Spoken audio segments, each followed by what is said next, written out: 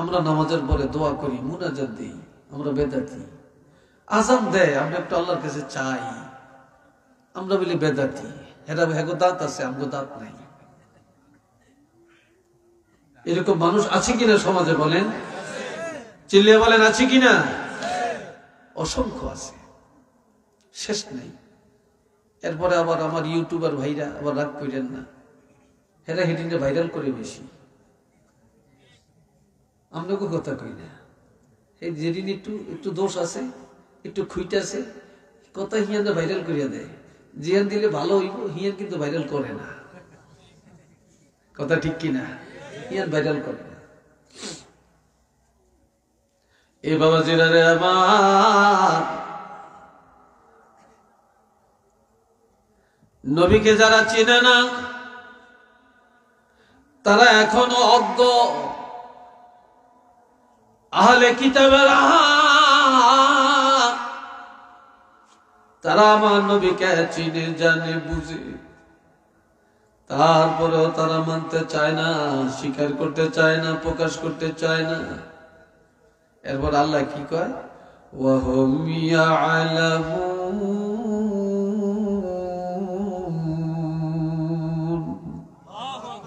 অথচ তারা জানে। তারা কি? তারা ভালো করে জানে, তারা বুঝে। চিল্লিয়া কন্যা সুবহানাল্লাহ। তারা বুঝে। আমরা মিলাদ পড়ার সময় একটা আয়াত পড়ি, মা কানা মুহাম্মাদুন আবা আহাদিম মির রিজালিকুম ওয়ালাকিন রাসূলুল্লাহি ওয়া খাতামান নাবিয়্যিন। আমার কথা বুঝতে সমস্যা হয় আপনাদের? তারা জোতা লিয়ে যায় কই? যাইস না রে বাবা, বই। এত মানুষের প্যান্ডেল তো ফুরে যাইতেছে, ইনশাল্লাহ ফুরাইবে, ইনশাল্লাহ খালি থাকবে না। আমি তো ফুরাইতে পারতাম না, আমরাও ফুরাইতে পারতাম না, ফুরাইব কে?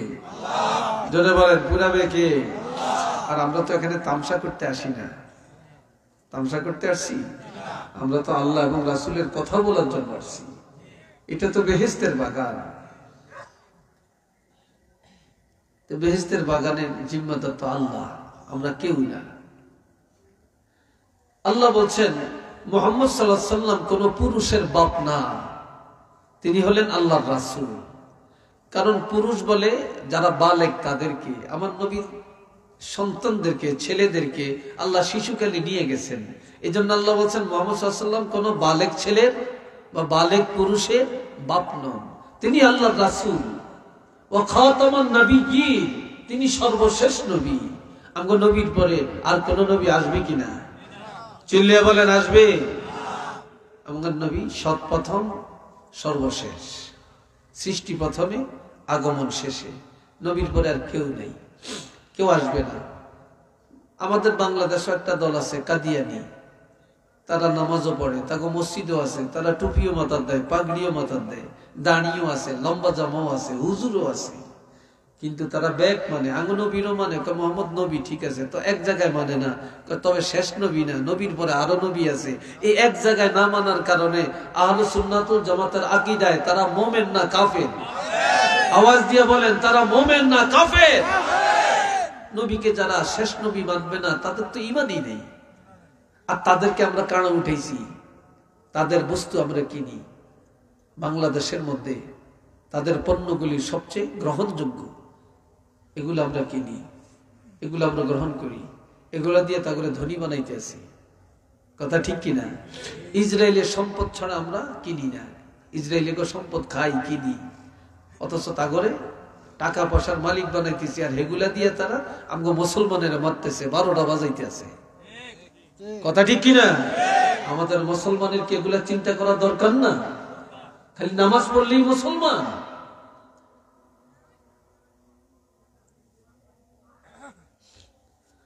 প্রিয় হাজিরিন, আসেন আরো আল্লাহ বলছেন ইন্না আরসালনাকা শাহিদান ওয়া মুবাশশিরান ওয়া নাযীরা ওয়া দা'iয়ান ইলা আল্লাহি বিইজনিহি وسراجا منيرا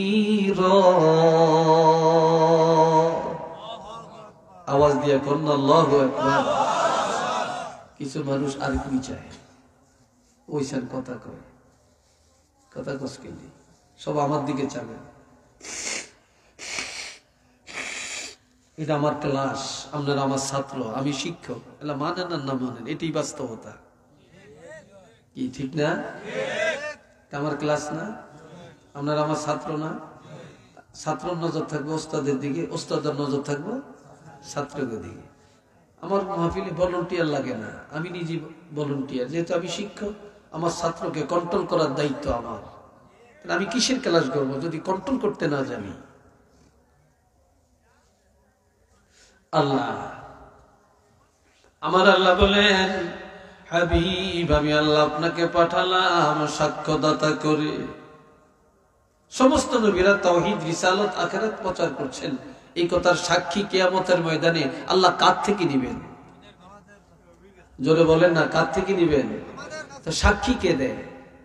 যে দেখে, যে জানে, তিনি সাক্ষী। তাহলে নবীরা যে প্রচার করছেন, আমগো নবী তো তখন সশরীরী ছিলেন না, তারপরও নবী দেখছেন, নবী জানছেন, যার জন্য আল্লাহ নবীকে সাক্ষী বানাইছেন। এটা সুবহানাল্লাহ বলেন। এই ছাড়া আমার নবী কি এটা কি গ্রাম? কামারকান্দি। এই কামারকান্দি গ্রামের কোন মানুষের কাছে আইসা আমার নবী কি দেখা দেওয়ার এই যোগ্যতা কি আল্লাহ নবীকে দেন না? জোরে বলেন দেন না? এমন মানুষও পৃথিবীতে আছে যারা মুহূর্তে মুহূর্তে নবীকে দেখতে পাইতেছে, ঠিক না?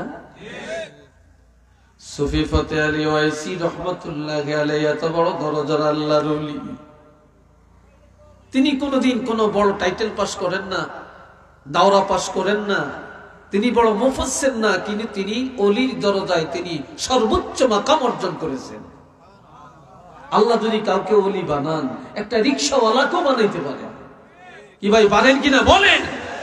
আল্লাহ যদি কাউকে ওলি বানান, একটা খেটে খাওয়া মানুষকে বানাইতে পারেন।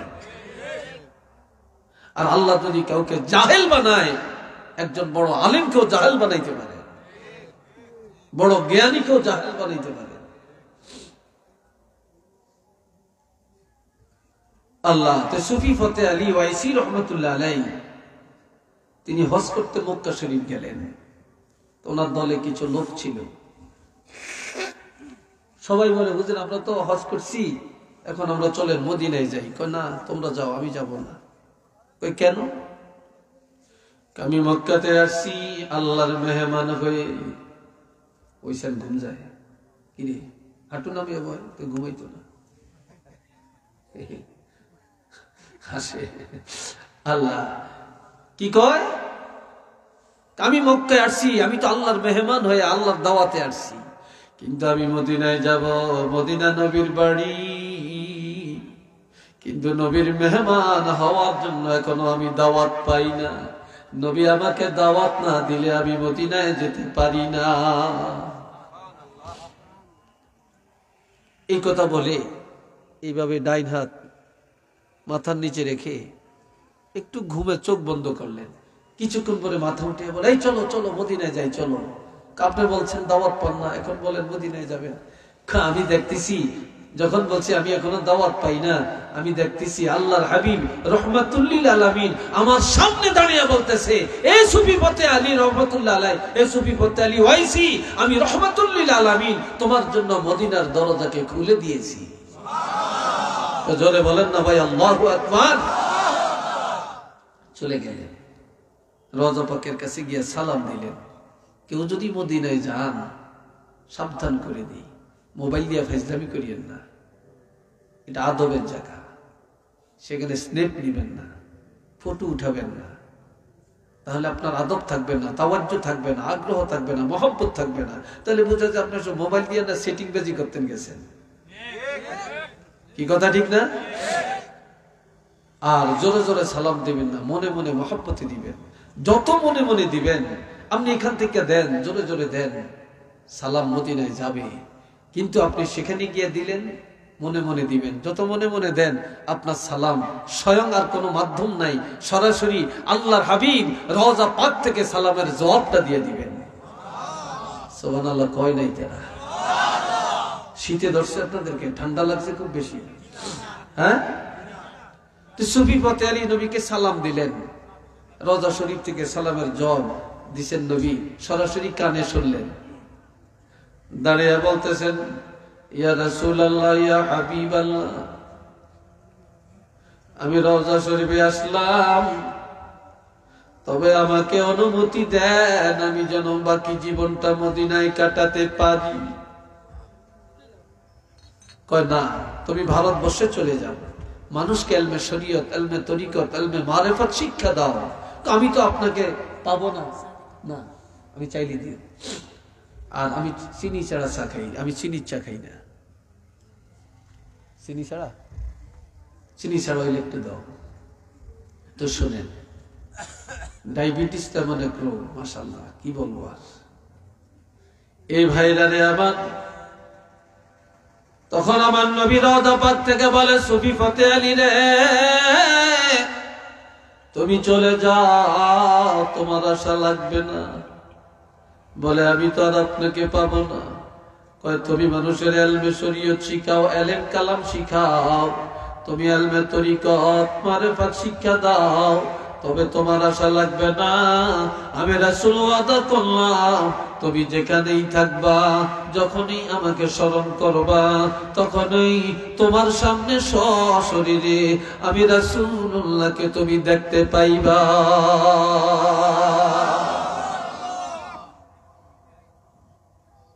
তুমি দেখতে পাইবা।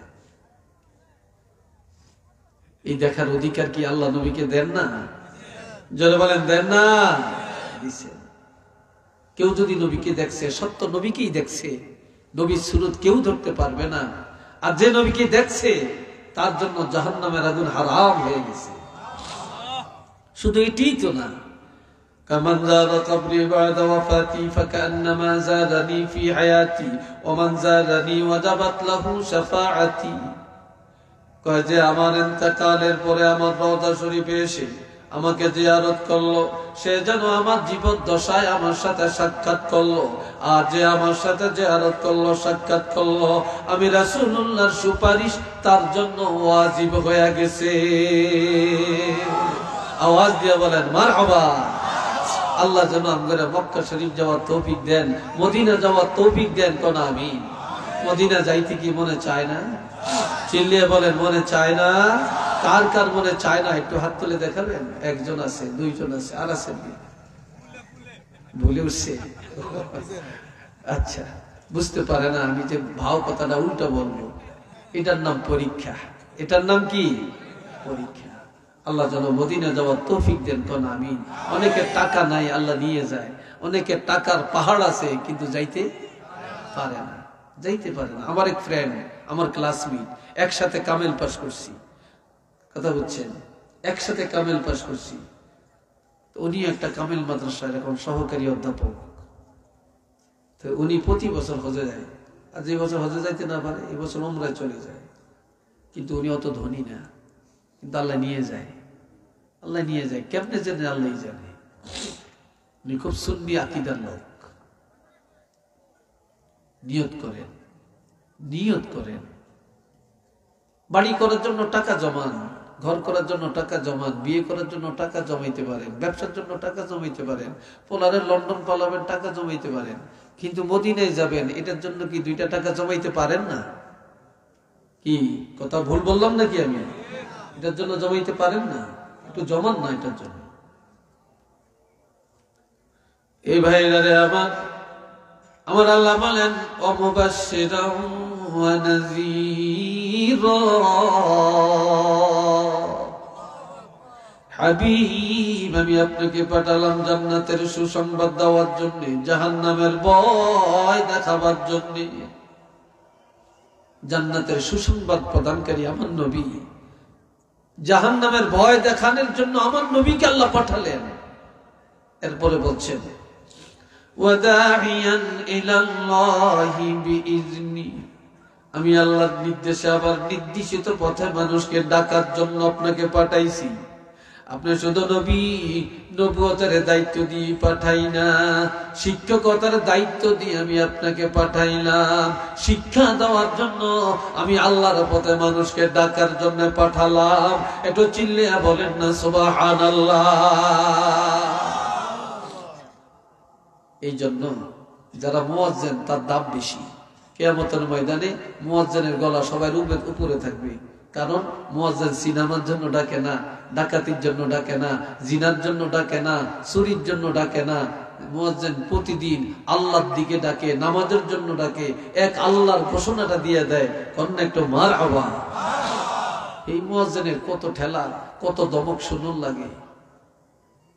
জেনেতেই যে ধমক একটা দেয়, বেতন তো নাই। মুয়াজ্জিনের বেতন বাংলাদেশে যেই অবস্থা, এর বন্ধ লজ্জা লাগে। 2000, 2500, 3000, সর্বোচ্চ 5000। শহরে বন্দর একটু বেশি থাকতে পারে। এরপরও তো দেখেন মুয়াজ্জিন ভালো খায়। মুয়াজ্জিনের জামাটার দাম কত? তারপরে মুয়াজ্জিন এরপরে দেখেন সুদ খায় না। এরপরে দেখেন কিস্তি নেই, কিস্তি নেই। অনকার মাইয়া লাগে কিস্তি আর কিস্তি, কিস্তি আর কিস্তি। কি কথা ঠিক কিনা? গ্রামীণ ব্যাংকগুলি, আশা ব্যাংকগুলি, তারপরে ওই যে সুদ দেয় যে সমস্ত ব্যাংক, এগুলার কামটা কি? আগে তো সুদ খাইতো, এখন লাইসেন্স দিয়ে সুদ খাওয়ায়, লাইসেন্স দিয়ে খাওয়ায়। কি ভাই কথা ঠিক না? লাইসেন্স দিয়ে খাওয়াইতেছে। আসেন, এরপরে আল্লাহ বলছেন, সবাই আমার দিকে চাচ্ছেন তো না? কষ্ট হয় আপনাদের বলেন? হ্যাঁ, কষ্ট হইলে আমি সংক্ষেপ করব, লম্বা করতাম না। হ্যাঁ, ওয়াসিরাজাম মুনীরা, আমি আল্লাহ আপনাকে পাঠালাম জ্বলন্ত নূরের বাতি হিসাবে। আওয়াজ দিয়া বলেন না সুবহানাল্লাহ। এই যে বাতি, এটা কি জ্বলন্ত না নিবন্ত? আরো জোরে কোন? জ্বলন্ত। সুই টিপ দিলে নিভে যাবে, নিবন্ত। নিবানো যাবে, আবার জ্বালানো যাবে। সূর্য একবার অস্ত যায়, আবার উদয় হয়, ঠিক নেই? উদয় হলে জ্বলন্ত, অস্ত গেলে নিবন্ত, ঠিক নেই? চন্দ্র একবার বড় হয়, আবার ছোট হয়, তাই না? তারকা দিনে দেখা যায় না, রাত্রে দেখা যায়। বাতি জ্বালাইলে জ্বলে, নিভে গেছে। কথা ঠিক না? নিভে গেছে। ফু দিলে নিভে যায়, থাপ্পড় দিলে নিভে যায়। কিন্তু আমার আল্লাহ বলেন, আপনি বলেন সিরাজাম মুনীরা, এটা সূর্যের মতো উদয় অস্ত নাই, চন্দ্রের মতো বড় হওয়া ছোট হওয়া নাই, তারকার মতো না, চেরাগের মতো না, লাইটের মতো না, বিদ্যুতের মতো না। সুই টিপ দিয়া পারবে না, ফু দিয়া পারবে না, থাপড় দিয়া পারবে না, ব্যঙ্গ করে পারবে না, ষড়যন্ত্র করে পারবে না, স্লোগান দিয়া পারবে না, মিছিল করে পারবে না, অবাধ্যগিরি করে পারবে না। কেননা এই বাতি কেউ জ্বালায় না। আমি আল্লাহ আমার কুদরতি হাতে আপনার বাতিটা জ্বালাইয়া দিলাম। আপনি হায়াতুন নবী রওজা পাকে চলে গেলেও এই বাতি নিবানের ক্ষমতা কারো নাই। এটা এমন বাতি কিয়ামত পর্যন্ত একইভাবে জ্বলবে।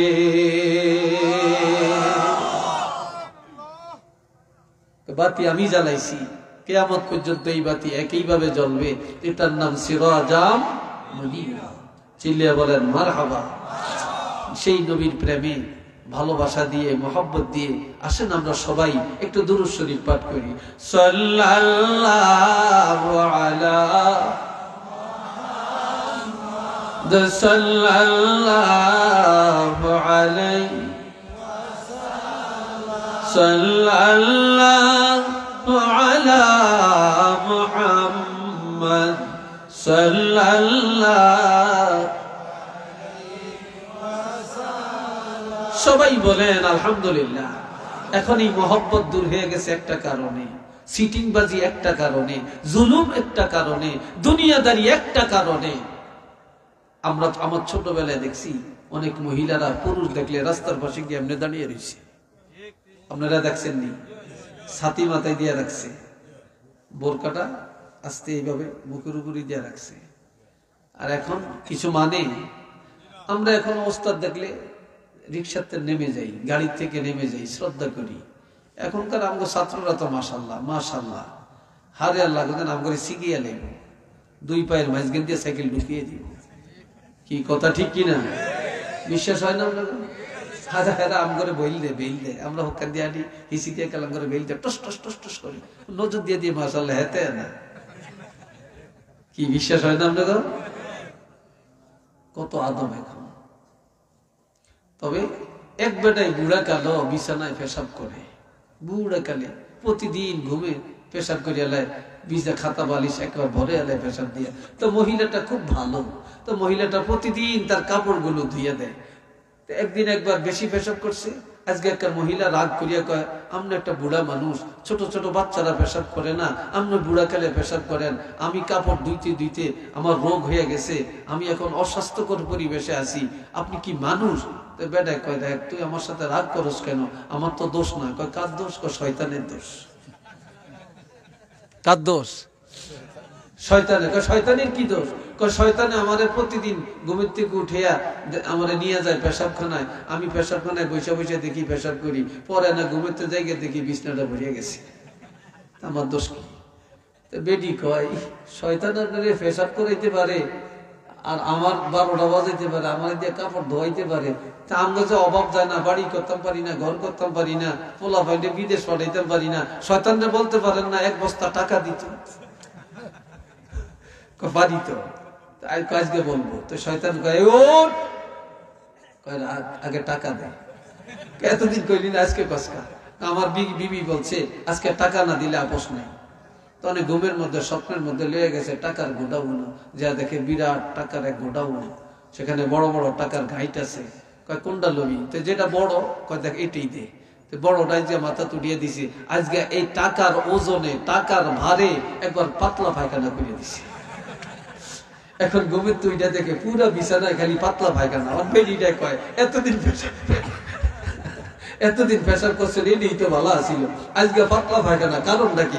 কথা কইস না, টাকার ভারে টাকার ভারে টাকার ভারে। ভার বুঝেন তো? অর্থাৎ টাকার ওজনে। টাকার ভারে, টাকার ভারে এটা মানে টাকার ভারে পাতলা পায়খানা হয়ে গেছে।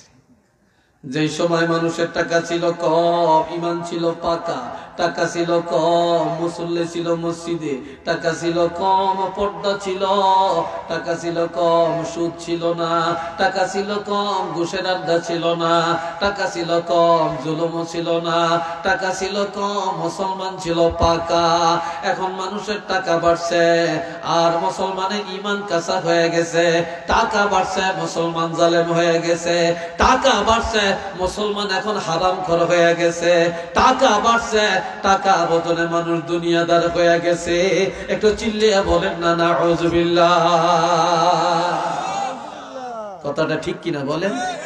টাকার ওজনে সব বরবাদ হয়ে যেতেছে টাকার গরমে।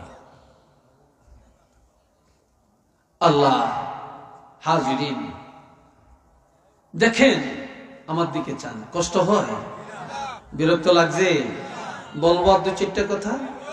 হ্যাঁ, এই বাবা জিরারে আমার আল্লাহ বলেন, আমি আপনাকে পাঠালাম রাসূল করে, আর আপনাকে পাঠায় মুমিনের দয়া করলাম। শুধু এইটি না, আরেক খবর আছে। النبي أولى بالمؤمنين من أنفسهم وأزواجه أمهاتهم। সবাই বলেন আলহামদুলিল্লাহ। আলহামদুলিল্লাহ। বিতেতন বার হয় না, খাওয়া করে খানা দিয়ে দেন। এই দূরের মাইকিং বন্ধ করিয়ে একবারে ফোনটা 2টা ঘুরিয়ে দিয়ে দেন। তো কতক্ষণ পরে যখন মুনাজাত হইব, যখন কইব কাতরটা সোজা করেন, তখন কতটি দৌড়ে আইব, আয়া দেখবো কোন ফাঁকি দিয়া তো বড় মানে সিন্নি দিয়া লাইছে। সিন্নি লিয়া গেল, আপনারা যাইতে গিয়েছেন, তো হেডিনে কই কি রে সিন্নি দিল কতক্ষণ? জীবনের একটা গোল খেয়ে বাইচিত। কি কথা ঠিক না? জায়গায় জায়গায় রাস্তায় রাস্তায় বাড়ির মধ্যে বসে রয়েছে, যেসব মিলাদ হইব সেসব দৌড়িয়ে যায়। ঠিক নি কথাটা? এসব দৌড়িয়ে যায়। আল্লাহ শুনেন, আমার আল্লাহ পাক বলেন মুমিনের আত্মা যত নিকটে আল্লাহর হাবিব তার চাইতে আরো নিকটে, আরো কাছে, আরো কাছে। মারহাবা কর না। আমগো নবী সবচেয়ে আপন নফর, জোরে কোন আপন নফর, কাছে না দূরে? নবী সবচেয়ে কাছে। আচ্ছা বলেন তো, আগের নবী গো উম্মতের কবরে প্রশ্ন কয়টা ছিল? বলতে পারেন না? দুইটা। চিল্লিয়ে বলেন কয়টা? মার রাব্বুকা ওয়া মা দীনুকা, তোমার রব কে, তোমার দিন কি, ধর্ম কি? ওমান নাবিয়্যুকা, নবী কে? এই প্রশ্ন ছিল না। কারণ কোন নবীর উম্মতের কবরে তাদের নবীকে আল্লাহ হাজির করে না, দেখায় না। কিন্তু আমাদের কবরে প্রশ্ন কয়টা? তিনটা। 3 নম্বর প্রশ্নটা হলো ওমান নাবিয়্যুকা, তোমার নবী কে? এই প্রশ্নটা কেন? মান হাযার রাজুলুল লাযী বুইসা ফীকুম, যেই নবীকে কবরে উপস্থাপন করা হলো এই নবীকে চিনো কিনা? এই প্রশ্ন কেন? যেহেতু আমার নবীকে আল্লাহ উম্মতের এত কাছের, এত আপন বানিয়ে দিচ্ছেন যে কবরে গেলে আর কাউকে পাওয়া না গেল আমার নবীরে কবরে পাওয়া যাবে। কথা ঠিক কিনা? আমার নবীরে কবরে পাবেন কিনা? এই নবী আমগো লাগবে নি? আরেকটা দরকার লাগবে নি? লাগবে। সবাই কোন মারহাবা। আবার বলেন আল্লাহুম্মা আমিন। আরেকবার বলেন আলহামদুলিল্লাহ। এরপরে বলছেন ওয়া আজওয়াজুহু উম্মাহাতুহুম, নবী স্ত্রীরা হলেন মুমিনের মা। আমগো নবী স্ত্রীরা আমাদের কি? জওয়ানরা জোরে কও, আরো জোরে কও। মা ঘরে বিয়ে করা যায় যাচ্ছে কি? হারাম। নাউজুবিল্লাহ বলেন। নবী স্ত্রীরা মা, এদেরকে বিবাহ করা হারাম। বিবাহ করা কি হারাম? একটা। আরেকটা হলো কারো স্বামী যদি জীবিত থাকে তাহলে এই জীবিত মানুষের বউ কেউ বিয়ে করতে পারবে না। চিল্লিয়ে বলেন পারবে? তাহলে আমার নবী জীবিত, আমার নবী জিন্দা নবী, হায়াতুন নবী। এই জন্য জিন্দা নবী স্ত্রী করে আর কেউ বিবাহ করতে পারবে না, এটা হারাম। কথা বুঝছেন? এটা হারাম। এখন স্ত্রীরা যদি মা হয় তো স্বামী কি হবে? জোরে বলেন। আমগো বাপ কয়জন? 7 জন। জোরে বলেন আমাদের বাপ কয়জন? আদম নবী আদি পিতা, ইব্রাহিম নবী ধর্মের পিতা, যেই বাবা জন্ম দিছে জন্মদাতা পিতা, আর আমার নবী হলেন রুহানি পিতা। সুবহানাল্লাহ কন্যা। আমরা নবীর রুহানি উম্মত এবং রুহানি সন্তান। নবী ছেলে করে আল্লাহ নিয়ে গেছেন, নবী কান্দেন। আল্লাহ কয় ইন্না আ'তাইনাকাল কাউসার, হাবিব আমি আল্লাহ যে নিয়ামত নিয়ে যায় তার চাইতে বড় নিয়ামত দিয়ে দেই। আমি আপনাকে কাউসার নামক নিয়ামত দান করে দিলাম। এটা নিয়ামত উজমা, এর চেয়ে বড় নিয়ামত আর নাই, যেটা কাউকে দেই না আপনাকে দিলাম। নবী কান্দে, আরো কান্দে, আরো কান্দে, আরো কান্দে। বলতেছেন আপনি কাঁদেন কেন? আমি কারে খাওয়াই? নিয়ামত দিলেন, ছেলে তো নিয়ে গেলেন। আমার আল্লাহ বলেন হাবিব আমি না বলেছি যে নিয়ামত আমি আল্লাহ নিয়ে যাই তার চাইতে বড় নিয়ামত দিয়ে দেই। আপনার ছেলে ঘরে নিয়ে গেলাম, আমি আল্লাহ কাউসারের মালিক বানাইয়া দিলাম। কারে খাওয়াবেন? এই জন্য আমি আল্লাহ আপনার উম্মত গুলাকে সন্তান বানাইয়া দিলাম। কিয়ামতের ময়দানে আপনার রুহানি সন্তান উম্মতদেরকে আপনার হাতে ধরে হাউজে কাউসার পান করায়া আপনার মনের চাহিদাটা মিটাইয়া দিবে। জোরে বলেন আল্লাহু আকবার। আমার নবীর হাত মোবারকে হাউজে কাউসার পান করতে আমরা চাই কিনা? জোরে বলেন চাই কিনা? কারা কারা চান? দুইটা হাত তুলে দেখান, আর হাত দুইটা একটু লাড়া দেন। ফেরেশতারা ক্যামেরাটা করুন। নারে তাকবীর, নারে রিসালাত। আল্লাহ কবুল করেন। উচ্চ আওয়াজে বলেন আমিন। আর একবার বলেন আমিন। আল্লাহ নবী পাঠাইয়া আমরা দয়া করছেন না? জোরে বলেন দয়া করছেন না? আল্লাহ দয়া করছেন। সবাই বলেন আলহামদুলিল্লাহ। আল্লাহ আরো দয়া করছেন। নবী বলছেন قال رسول الله صلى الله عليه وسلم أنا سيد ولد آدم يوم القيامة وأنا أول من ينشق عنه القبر وأنا أول شافع وأنا أول مشفع وفي رواية للترمذي للبخاري اشفع تشفع أو كما قال النبي صلى الله عليه وسلم উচ্চ আওয়াজে সবাই বলেন একবার আলহামদুলিল্লাহ।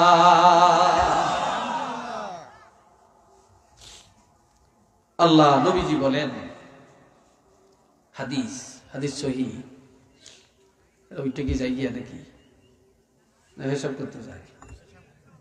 হ্যাঁ, আচ্ছা লড়িয়েন না, আরেক দিকে চাইয়েন না। আমার প্রাণের নবী বলেন, কিয়ামতের ময়দানে আদম সন্তানের মধ্য হতে আমার হাতে নেতৃত্ব থাকবে, আর কোন নবীর হাতে নয়। আমাকে নেতৃত্ব দেওয়া হবে। সুবহানাল্লাহ বলতেন না? আরো জোরে বলতেন না? নেতৃত্ব কাকে দিবে? নবীকে। আমার নবীজি বলেন, সেদিন আমি হব, সেদিন আমার রওজা মোবারকের মাটি দুই দিকে চলে যাবে। সর্বপ্রথম আমার দ্বারা ময়দানে হাসর উদ্বোধন করা হবে, সকলের আগে আগে আমাকে উঠানো হবে। আমার আগে আর কাউকে উঠানো হবে না। নবীজি আরো বলেন, ওয়া আনা আউয়ালু শাফিঈন, সেদিন আমি হব প্রথম সুপারিশকারী। ওয়া আনা আউয়ালু মুশাফফাঈন, আমার সুপারিশ সর্বপ্রথম গ্রহণ করা হবে। নবীজি আরো বলেন, কিয়ামতের ময়দানে আল্লাহ পাকের রহমতের কোলে আমি রাসূলুল্লাহকে উঠায়া দিবে। আল্লাহ আমারে কোলে লইব, কোলে কোল বুঝেন তো? বাচ্চারা কানলে কোলে নেয় না, বুকে জড়ায় না। বাচ্চা কানলে চোখের পানি মুছে দেয়, বিস্কিট দেয়, চকলেট দেয়, ঠিক নেই? কিয়ামতের ময়দানে আমার নবী যখন দৌড়াদৌড়ি করবে, কান্নাকাটি করবে, উম্মতের জন্য পেরেশান হয়ে যাবে, তখন আমার আল্লাহর কোলের মধ্যে নবীকে উঠায়া বলবে, হাবিব ইশফা তুশাফা, আমি আপনার কোলে উঠালাম, আপনার সুপারিশ করেন, কার জন্য করবেন? আপনার সুপারিশ আমি আল্লাহর দরবারে গ্রহণ করা হবে। আওয়াজ দিয়ে বলেন মারহাবা। নবীর সুপারিশ আমরা চাই কিনা? আমগো নবীর সুপারিশ ছাড়া কেউ নাজাত পাবে? কেউ বেহেশতে যাইতে পারবে না। নবীরা অপেক্ষায় থাকবে, নবীরা সব জান্নাতি, তারপরও আমার নবীর সুপারিশের জন্য অপেক্ষা করবে। দুনিয়া সব চিনি, সব বুঝি, সব জানি, নবীকে জানতে চাই না, বুঝতে চাই না। মসজিদে নামাজ পড়তে যাই, শুক্রবারে যাই, টুপিটা মাথাত নাই। আমার নবীর টুপিটা কি অপরাধ করছে আপনার কাছে বলেন? আপনি কত দামি জামা গায়ে দিলেন, দামি প্যান্ট কিনলেন, পায়জামা কিনলেন, কোট গায়ে দিলেন, জুতা পরলেন, আর 20 টাকা, 40 টাকা, 100 টাকা দামের একটা টুপি মাথায় দিয়া শুক্রবারে মসজিদে যাইতে পারলেন না, 5 ওয়াক্ত নামাজ পড়তে পারলেন না।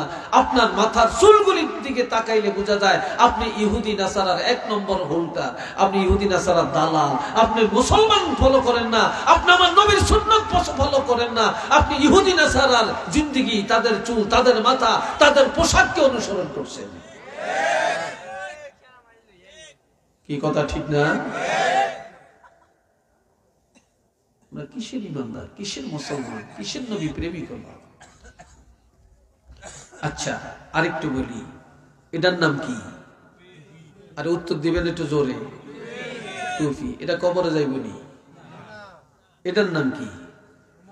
রুমাল। এটা কবরে যাবে। এটার নাম কি? এটা কবরে যাবে।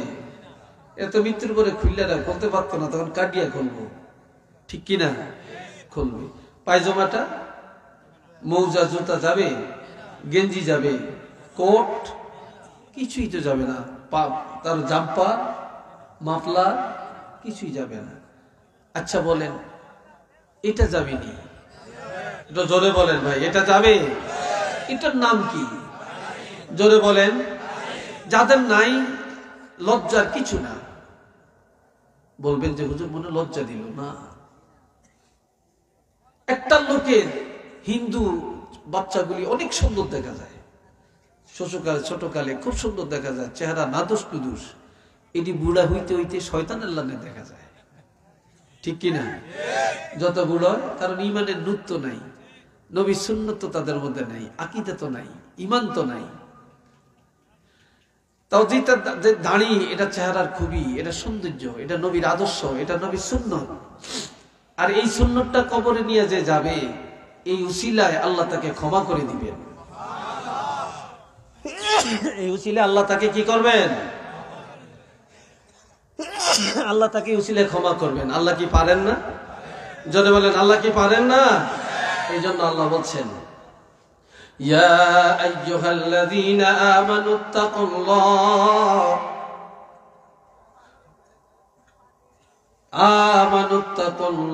ওয়াবতাগু ইলাইহিল ওয়াসিলা। ঈমানদারেরা আল্লাহকে ভয় করো আর উসিলা তালাশ করো। উসিলা নেক আমল, উসিলা কোরআন তেলাওয়াত, উসিলা নামাজ, উসিলা সাদকা, উসিলা দান খয়রাত, উসিলা সালাম কালাম, উসিলা নবীর সুন্নাত। আল্লাহ কিয়ামতের ময়দানে কোন আমলের উসিলায় আপনাকে ক্ষমা করবেন এটা জানেন না। এই জন্য সব সময় আমল করে যেতে হবে। আর যত নেক আমল উসিলা, সব উসিলার উসিলা হলেন নবী মুহাম্মদুর রাসূলুল্লাহ সাল্লাল্লাহু আলাইহি ওয়াসাল্লাম। আমার নবী যদি উসিলা না হইতেন, আমরা কি নামাজ পাইতাম, রোজা পাইতাম, হজ পাইতাম, যাকাত পাইতাম, পর্দা পাইতাম, কোরআন পাইতাম, ওয়াজ মাহফিল পাইতাম, শাহজালাল রহমাতুল্লাহ পাইতাম? কোন ওলি আল্লাহ পাইতাম না। নবীর উসিলায় সব পাইছি। কার উসিলায়? নবীর উসিলায় সব পাইছি। সবাই বলেন না মারহাবা? আরেকবার কোন আলহামদুলিল্লাহ। যার উসিলায় সিন্নি খাই, মোল্লা চিনে না। কথা ঠিক না? মোল্লা চিনি না। এ ভাইরা রে আমার, কিয়ামতের ময়দানে মুসিবতের দিন আমার প্রাণের নবী কি করবেন আর একটু শুনেন। আমার আল্লাহ বলছেন, আসা আইয়াবআসাকা রাব্বুকা মাকামান মাহমুদা। হাবিব চিনি আপনাকে মাকাম মাহমুদা, প্রশংসার আসনে উঠাবো, প্রশংসার আসনে বসাবো, আপনাকে ইজ্জতের আসনে বসাবো। এটা কি? এই জন্য নবী কয়, উম্মতেরা তোরা আজানের পরে আমার জন্য আল্লাহর কাছে একটু দোয়া কর। সুবহানাল্লাহ কর না? আরো আওয়াজ দিয়ে বলেন না। আজানের পরে দোয়া করা জায়েজ না না জায়েজ? জোরে কর। শুধু জায়েজ না, সুন্নত। জায়েজ একটা, সুন্নত আর একটা। আপনার কাছে টুপি নেই, নামাজের টাইম হয়েছে, নাই টুপি, দাঁড়িয়ে যান, নামাজ হয়ে যাবে, এটা জায়েজ। কিন্তু টুপি আছে, ঘরে আছে, টুপি মাথায় দিয়া নামাজ পড়া সুন্নত। কথা বুঝে আসছে? সুন্নত। আমি জায়েজ আর সুন্নতটা বুঝাইলাম। আল্লাহ তো নবী বলছেন, তোমরা আজানের পরে আমার জন্য একটু দোয়া করো। আমরা নবী দোয়া চাইছে আমাদের কাছে। কি দোয়া? আতি মুহাম্মাদান আল্লাহুম্মা রাব্বা হাজি, আমরা তো পড়ি। এই সাথে বলবা এই দোয়ার মধ্যে, আতি মুহাম্মাদানিল ওয়াসিলাতা ওয়াল ফাদিলা। আল্লাহ নবীকে আমাদের উসিলা দান করেন, জান্নাতের উচ্চ মর্যাদা দান করেন। ওয়াবাআসহু মাকামাম মাহমুদানিল্লাযী ওয়া'আদতা, আপনি ওয়াদা করেছেন আমাদের নবীকে মাকামাম মাহমুদা, প্রশংসার আসন দিবেন। আল্লাহ তাড়াতাড়ি করে আপনার ওয়াদাটা পূরণ করেন, আপনার ওয়াদাটা পূরণ করেন। উম্মতরা রে, যারা আমি রাসূলের জন্য আজানের পরে আল্লাহর দরবারে দোয়াটা করবা, আমি রাসূল ঘোষণা দিলাম, হাল্লাত লাহু শাফাআতি, আমি রাসূলুল্লাহর সুপারিশ তার জন্য ওয়াজিব। নবীর সুপারিশ লাগবে নি? চাননি? যদি বলেন চান। কারা কারা চান না একটু হাত তোলেন। নবীর সুপারিশ চান? সবাই চান? যদি বলেন সবাই চান, তাহলে আজানের দোয়ার মধ্যে ফতুয়া কেন? আজানের দোয়ার মধ্যে আমরা বলি, ওয়ারযুকনা শাফাআতাহু ইয়াউমাল কিয়ামা, যে আল্লাহ নবীর শাফাত, কিয়ামতের ময়দানে নবীর সুপারিশ আমাদের নসিব করেন। আমরা নবীর সুপারিশ চাইলাম, তাহলে একদল শায়েখ নামক আলেম, একদল হিংসুক আলেম, একদল দালালি আলেম, তারা কেন বলেন এরা বেদাতি? কেন বলবে? তাহলে এরা নবীকে ভালোবাসেন না, এদের নবীর সুপারিশ লাগবে না, আমাদের নবীর সুপারিশ লাগবে। আমরা আজানের মুনাজাতে নবীর সুপারিশ কামনা করেই যাব। কি বলেন আপনারা? রাজি আছেন? রাজি আছেন? একটু দুইটা হাত তুলে দেখান, আল্লাহ দেখো। সবাই বলেন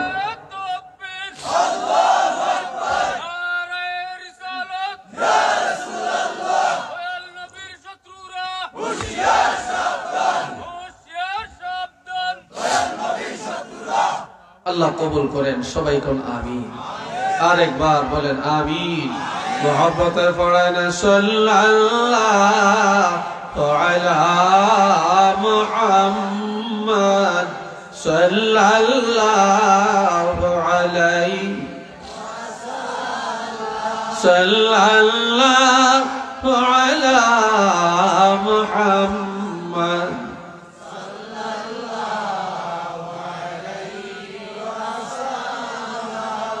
সবাই উচ্চ আওয়াজে বলেন আলহামদুলিল্লাহ। আরেকটু জোরে বলেন আলহামদুলিল্লাহ। হাজিরিন, আমার নবী সকল কাজে আদর্শ রেখে গেছেন। কুল্লু উম্মতি ইয়াদখুলুনাল জান্নাহ ইল্লা মান আবা কিলা মান আবা ক্বালা মান আতাআনি দাখালাল জান্নাহ ওয়া মান আসানি ফাকাদ আবা। এটা বুখারীর হাদিস। নবী বলছেন যে আমার উম্মতেরা সব জান্নাতে যাবে, তবে আমাকে যারা অস্বীকার করেছে তারা যাবে না। প্রশ্ন করা হলো অস্বীকারী কারা? ক্বালা মান আতাআনি দাখালাল জান্নাহ। নবী বলছেন যারা আমাকে মানে, আমার সুন্নতকে আমল করে তারাই জান্নাতে যাবে। ওয়া মান আসানি ফাকাদ আবা। যারা আমার সুন্নতকে অস্বীকার করেছে তারাই অস্বীকারী, তারা জান্নাতে যাবে না, তারাই হবে জাহান্নামী। একটু চিল্লিয়ে বলেন না নাউযুবিল্লাহ। নবী আরো বলেছেন ক্বালা রাসূলুল্লাহি সাল্লাল্লাহু আলাইহি ওয়াসাল্লাম মান তামাসসাকা বিসুন্নতি ইনদা ফাসাদি উম্মতি ফালাহু আজরু মিয়াতি শাহীদ। বর্তমান জমানাটা ফিতনার জমানা। আস্তে আস্তে বেদাত চালু হয়, কিন্তু সুন্নতগুলি চলে যায়। কথা ঠিক কিনা? সুন্নত চলে যায়, অন্যায় স্থান পায়, সুন্নতগুলি আস্তে আস্তে বিদায় নিয়ে যায়। রাসূল বলছেন যখন আস্তে আস্তে ফিতনার জমানায় সুন্নতগুলি বিদায় নিয়ে যায়, এই সময় যারা আমার একটা সুন্নতকে মজবুত করে ধরে রাখে, আমার সুন্নতের আমল করে, আমি রাসূল ঘোষণা দিলাম আল্লাহ পাক তার আমলের মধ্যে 100 শহীদের মর্তবা দান করে দিবেন। সুবহানাল্লাহ। সবার মুখ দিয়ে আসে না। কত শহীদের মর্তবা? 100 শহীদের মর্তবা আল্লাহ দান করবেন। তাহলে এই সুন্নতগুলি আস্তে আস্তে চলে যাইতেছে, এটা রাখেন। এই উসিলে আপনি নাজাত পাবেন, শহীদের মর্তবা পাবেন। টুপি আস্তে আস্তে বিদায় নিয়ে যাইতেছে, এটা আমল করেন। মেসওয়াক বিদায় নিয়ে যাইতেছে, আমল করেন। ডিলা কলুক বিদায় নিয়ে যাইতেছে, এগুলো আমল করেন। শহীদের মর্তবা আপনি পেয়ে যাবেন। সুবহানাল্লাহ বলেন না? আরেকটু ধরে বলেন না? মুসলমান দেখা মাত্র সালাম, আসসালামু ক্বাবলাল কালাম।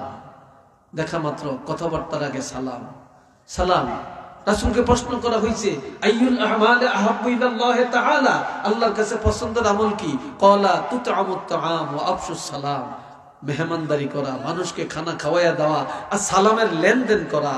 আর এক মুসলমানের প্রতি আরেক মুসলমানের 6টা দায়িত্ব, তার মধ্যে 1 নম্বর হলো ওয়া ইউসাল্লিমু আলাইহি ইজা লাকিয়াহু। যখনই সাক্ষাৎ হবে প্রথমে সালামটা দিয়ে দিবে। একটু বলেন না সুবহানাল্লাহ। মহিলাদের উপরে সুন্নত, যেই সুন্নতটা সমাজে নাই, মহিলা যদি মনে করে আমি 100 শহীদের মর্তবা অর্জন করবো, তাহলে আপনার স্বামী ঘরে গেলে সাথে সাথে আপনি সালাম দিবেন। আর আপনার স্বামী আপনার স্ত্রীকে সালাম দিয়ে ঘরে ঢুকবেন। আর স্ত্রী ঘরের দরজায় গিয়ে স্বামী যখন দরজা টোকা দিবে, মহিলা ঘরের দরজা খুলে স্বামীর দিকে নজর দিয়া প্রথমে কেমন আছো এটা না, প্রথমে বলবে আসসালামু আলাইকুম। আমার রাসূল বলেছেন যে মহিলা এই সুন্নতটা পালন করবে, আল্লাহর হাবিব তার আমলের মধ্যে 100 শহীদের মর্তবা দান করে দিবেন। আর কোন এই কথা বলছে কি এখানে?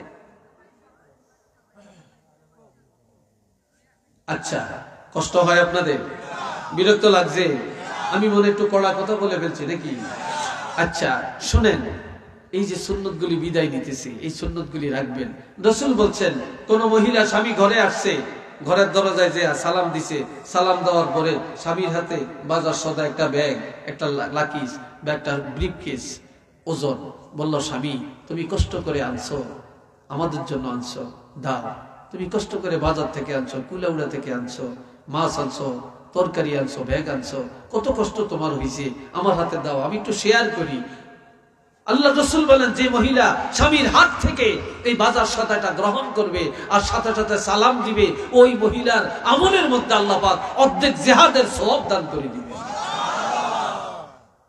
মহিলা স্বামী ঘরে আসছে, স্বামী ঘরে আসছে, চাওয়ার আগে, স্বামী বলে নাই, চায় না, চাওয়ার আগে যদি স্বামীর জন্য এক গ্লাস পানি দেয়, এক গ্লাস শরবত বানিয়ে দেয়, স্বামী পান খায়, পানের বাটাটা আগিয়ে দেয়, তারপরে স্বামীর খিদা লাগছে, খানার টেবিলে খানা হাজির করে দেয়, স্বামীর একটা কাপড় ধুইয়া দেয়, একটা টুপি ধুইয়া দেয়, বলার আগে কাজটা করে ফেললো, তাহলে আল্লাহর হাবিব বলছেন এই মহিলার আমলের মধ্যে আল্লাহ পাক 8 বড়ি, বড়ি বুঝেন তো, স্বর্ণ, 8 বড়ি স্বর্ণ, 8 বড়ি স্বর্ণ আল্লাহর রাস্তায় সদকা করার সওয়াব আল্লাহ এই মহিলার আমলের মধ্যে দান করে দিবেন। স্বামী যদি বলে বিবি এই কাজটা করো, এই কাজটা করো, বলার পরে যদি কাজটা করে, তাহলে 8 বড়ি রূপা সদকা করার সওয়াব আল্লাহ দান করে দিবেন। আর একটু জোরে কন্যা। আর মহিলাদেরকে বলা হয়েছে, মহিলারা তোমরা স্বামীর আগে যেন তোমাদের মৃত্যু হয়, তোমরা আল্লাহর কাছে বলো তোমার স্বামীর জানাজা, স্বামীর মাটি যেন তোমার ভাগ্যে হয়। যেই মহিলা স্বামীর আগে মারা গেল, যে স্বামী দোয়া করলো, যে স্বামী মাটি দিল, যে স্বামী জানাজা পড়লো, যে স্বামী কবরের কাছে চোখের পানি পালিয়া কাঁদলো, ওই মহিলার জন্য জান্নাত অবধারিত, জান্নাত অবধারিত। একটু চিল্লিয়ে বলেন আল্লাহু আকবার, আরো জোরে বলেন আল্লাহু আকবার। আমার রাসূল কি আদর্শ রেখে গেছেন, আমরা কি করছি? আমার রাসূল একদিন বলছেন, এ মহিলারা, নবীর 9 জন বিবি একসাথে, কষ্ট হচ্ছে মনে হয় আপনাদের, বিরক্ত লেগে উঠছে আপনাদের। নবীর কয়জন বিবি? 9 জন বিবি একসাথে ছিলেন। আর এই 9 জন নবী বললেন, তোমরা একটা ফিলারার সাথে হেলান দাও, আজকে একটা কিচ্ছা শোনাবো। ফিলারা কোথায়? ফিলারা তো নাই। হযরত আয়েশা খুব বুদ্ধিমতী, তিনি বললেন, ফিলারা চিনো না? নবী তো আমাদের ফিলারা, রাসূল তো আমাদের ফিলারা। এই কথা বলার পরে কেউ আইসা ডাইন পাশে, কেউ আইসা বাম পাশে, কেউ সামনে, কেউ পিছনে, যে যেখানে জায়গা পাচ্ছে সেখানে হেলান দিয়ে বসছে। কিন্তু আয়েশা বসে না, কে কোন জায়গা দখল করে দেখছেন। সবাই বলে, আফা আপনি বসেন না কেন? হযরত আয়েশা দেখতেছেন সব জায়গা দখল করছে, নবীকে হেলান দিয়ে বসে গেছে, কিন্তু নবীর কোলের মধ্যে কেউ বসে না। হযরত আয়েশা দৌড়াইয়া যায় আমার নবীর কোলের মধ্যে বসে নবীর দাড়ি মোবারক নিয়ে খেলা করতে শুরু করে দিচ্ছে। দাড়ি মোবারক নিয়ে এইভাবে খেলা করে, আর কই, ইয়া রাসূলুল্লাহ, ইয়া হাবিবাল্লাহ, আপনি কি কিচ্ছা শোনাবেন একটু বলেন। তখন নবী বলতেছেন, আল্লাহ পাক একজন বিশ্ব নবী, শ্রেষ্ঠ নবী, মহানবী পাঠাইছেন। ওই নবীর 9 জন স্ত্রী একসাথে আছে, যে সব স্ত্রীরা ভালো, তাদের কোনো ঝগড়া নাই, তাদের মধ্যে হিংসা নাই, আর তাদের স্বামীও তাদেরকে ভালো জানে, তারাও সবাই তাদের স্বামীকে একরকম ভালো জানে। একজনে কয়, ইয়া রাসূলুল্লাহ, এটা কি কিচ্ছা শুনাইলেন? হযরত আয়েশা বলে, তোমরা বুঝো না যে আমাদের স্বামী আমাদের প্রশংসা করছেন? আর একটু জোরে বলেন না ভাই। আমরা মহিলাদের দোষ বলতে পারি, আমরা তাদের প্রশংসা করতে জানি না। কেন? কেন জানি না আমরা কেন জানি না? 6 বছর, অথবা এই একটু পান দিও তো, পান পান, আমি চা খেলে মুক্তিতে হয়ে যায়, আমার একটা বদ অভ্যাস, একটু খাইতে হয়। মাইন্ড করেন নাকি? হ্যাঁ, চাই। তো হযরত আয়েশা সিদ্দিকা 6 বছর অথবা 7 বছরে বিয়ে করছেন, কিন্তু বিয়ের পরে 9 বছরের কালে আয়েশার ঘরে গেছেন। আচ্ছা বলেন, আমাদের মেয়েদের বয়স কত বছর হইলে বিবাহ দিতে দেওয়া যায়? কোনাই পেয়েছেন আপনারা? হ্যাঁ, 18 বছর। এটা সরকারের আইন। তো সরকারের আইন, এটা কি শরীয়ত নাকি? এটা কি কোরআন হাদিস নাকি? এটা কি কোরআন হাদিস? বালেগ হলেই, মেয়েরা বালেগা হলেই বিবাহ ফরজ। কথা বুঝছেন? 9 বছরে মেয়েরা বালেগা হয়। কয় বছরে? আর সর্বোচ্চ 12 বছর। 12 বছর হলেই মেয়েরা বালেগা হয়ে যায়, বালেগ হয়ে যায়। আজকাল 18 বছরের অপেক্ষা করতে করতে কত মাইয়ারা ফলেয়া যায়, কত মাইয়ারা অকারেজ ঘটায়। আর মোবাইল তো একটা আছে, বক্তব্যটা ফাটার মতো, মাশাআল্লাহ, হেরা হিটা দিয়া যে কত রকম টার্গেট লাগিয়ে রাখে, জানেন কি? নাউজুবিল্লাহ বলতেন না? নাউজুবিল্লাহ বলতেন না? আল্লাহর আইনের মধ্যে শান্তি, আর বন্দার আইনের মধ্যে অশান্তি। কি কথা ঠিক কিনা বলেন? আল্লাহর আইনে কি শান্তি, আর মানুষের আইনের মধ্যে অশান্তি। আজকাল এত সিজার কেন? এটা বিজ্ঞান খুলে দেখেন, বিজ্ঞানের সাথে সম্পর্ক করেন। যে সমস্ত মেয়েরা বালেগ হওয়ার পরে বাচ্চা নেয়, কনসিভ হয়, স্বামীর ঘরে যায়, তখন তাদের বাচ্চাদানিটা, তাদের রেহেমটা খোলা থাকে, তখন সিজারের ঝুঁকি কম থাকে। এটা হলো শরীয়ত। এই জন্য দেখেন, আমার মা বলেন, আপনার মা বলেন, খালা বলেন, চাচি বলেন, জেঠি বলেন, দাদি বলেন, নানি বলেন, আপনি হাজারের মধ্যে একজনও পাইতেন না সিজার। কথা ঠিক কিনা? হাজারে একজনও পাইতেন না সিজার। এই যত একজনের 7টা 8টা 10টা সন্তান। কি ভাই, কথা ঠিক কিনা? আর এদের বিয়ে হয়েছে বালেকা হওয়ার পর, ক্লাস 5-এ থাকতে বিয়ে হয়ে গেছে, ক্লাস 6-এর সময় বিয়ে হয়ে গেছে, ঠিক কিনা? আর এখন এসএসসি পাস করে, ইন্টার পাস করে, ডিগ্রি পাস করে, অনার্স পাস করে, মাস্টার্স ডিগ্রি লাভ করে ডাক্তার হয়, ইঞ্জিনিয়ার হয়, কিন্তু বিয়ে হয় না। আর এই পরিণত বয়সে তাদের বিয়ে হইলে তত সংকোচন হয়ে যায়, তাদের জরায়ু এবং তাদের রেহেম, বাচ্চাদানিটা, এটা সংকোচন হয়ে যায়, যার জন্য সিজার করতে বাধ্য। তখন বাচ্চা কনসিভ হলেও এই বাচ্চা এসব প্রসবের সময় তার জরায়ুর মুখ খোলে না, এটা চিপানো থাকে, এই জন্য সিজার করতে হয়। এখন শরীয়ত বলে একটা, আমরা বলি আরেকটা। শরীয়ত কয় একটা, আমরা কই আরেকটা। আল্লাহ কয় একটা, আমরা কই আরেকটা। তো শান্তি তো কোথায়? শান্তি তো আমরা শেষ করে দিলাম। একটু নাউজুবিল্লাহ বলেন না রে ভাই। আমার কথাই মনে আপনাদের মনে খুব হিট আসছে কথাটা। হ্যাঁ, মেয়ের বিবাহ উপযুক্ত হলে বিয়ে দিবেন, ছেলে বিয়ের উপযুক্ত বিয়ে করাবেন। কিছু কিছু আছে, একজনের বিয়ে 18 বছর হয় না, বিয়ে দিল কেন? পুলিশের লাগিয়ে দেয়। কি কথা ঠিক কিনা? হেতা হেডাম দ্বারা হেতা একটা নেতা হইছে, ঠিক না? হেতা একটা নেতা হইছে। আর যেটি বিয়া ওড়ায় হিতে জেল খাটন লাগে। যেই কাজী সাহেব কাবিন করে, যারা যে মাইয়ার বাপে বিয়া দিল, যেই পোলার বাপে বিয়া করাইলো, হ্যাগো দোষ না, যে কাজী সাহেব কাবিন করলো হিতার দোষ। কি কথা ঠিক না? হিতার দোষ। কেন এই কাজটা করলো? যাবেন কোথায়? তা আমার নবী 6 বছরে খাদি আয়েশাকে বিয়ে করছেন। 9 বছরের সময় আয়েশার কাছে গেছেন। আয়েশা মুখ কথা কয় না, রাগ। তো নবী ভাবছেন, তোমাদের বয়সে নবী আয়েশার এখন হাসি ফুটায়। নবীর হেকমত, নবীর কৌশল কি বলে? আয়েশা, তোমাদের বয়সের মেয়েরা খেলাধুলা করে, সহপাঠীদের সাথে থাকে, তারপরে কলাপাতা দিয়া ঘর বানায়, তারপরে বালু দিয়া সিন্নি পাকায়, গায়ুম গুয়ুম করিয়া খায়। কাজী তোমাদের এই বয়সের মেয়েরা খেলাধুলা করতে পারো না। রাসূল, আমি তো রাসূল, আমার সাথে তোমার বিয়া হইছে, এই জন্য তোমার মনে রাগ, তোমার খেলা বন্ধ হয়ে গেছে। তুমি চিন্তা করো না আয়েশা, তুমি চিন্তা করো না, আমি একজন ভালো প্লেয়ার, আমি খেলা জানি, তুমি আমার সাথে খেলতে পারবা। এটা সুবহানাল্লাহ বলেন না? আয়েশা নবীর দিকে তাকিয়া, আপনি খেলতে জানেন? আপনি না আল্লাহর হাবিব, আপনি কি খেলতে জানেন? আমি দৌড় দিতে জানি। সুবহানাল্লাহ বলেন। আমি কি দিতে জানি? আমি দৌড় দিতে জানি। তুমি কি দৌড় দিতে জানো? কি বলেন? আমি তো দৌড় দিতে জানি। কয় হ্যাঁ, তুমি যদি দৌড় দিয়া আমারে ঠগাও, তাহলে আমি তোমারে পুরস্কার দিব। আয়েশা কয়, আমি যদি আপনাকে ঠগাই? ইয়া রাসূল বলেন, আমি যদি তোমারে ঠগাই? আয়েশা বলে, তাহলে আপনাকেও আমি পুরস্কার দিব। সুবহানাল্লাহ বলেন না? আরেকটা আওয়াজ দিয়ে বলেন না ভাই। নবী বলে, আয়েশা আমারে ঠকাইতে বললে তোমারে পুরস্কার দিব। এইবার আয়েশা কয়, আপনারে ঠকাইলে নবী কয় তোমারও পুরস্কার দিব। তাই যে দৌড় শুরু করছে, 1 2 3। দৌড়টা কি রাস্তায় না ঘরের পর্দার ভিতরে? কথা বলেন, আরো জোরে কম। দৌড়টা কি রাস্তায়, কুলাউড়া বাজারে, সিলেট শহরে, রিসোর্টে, পার্কে? কোথায় দৌড়টা? ঘরের ভিতরে, আড়ালের মধ্যে। 1 2 3 একসাথে দাঁড়াইছে, দৌড় শুরু হয়েছে। নবী দৌড় দিয়ে আগে চলে গেছে, অর্ধেক পথে গেছে, নজর দিয়ে দেয় আয়েশা পিছে। নবী দৌড়ের গতি, এইভাবে দৌড় দিলে আয়েশা ঠকে যাইব, জিততে পারবে না। এই জন্য আমার নবী কি করছেন? নবী দৌড়ের গতিটা কমিয়ে দিছেন। দৌড়ের গতিটা কমিয়ে দিছেন কেন? আয়েশার জন্য নবীর আগে দৌড় দিয়ে আগে যাইতে পারে, তাইলে আয়েশার মন আরো ভালো হবে। আর যদি আজকে ঠকে যায়, তাহলে এমনি তো মন খারাপ, মন আরো খারাপ হয়ে যাবে।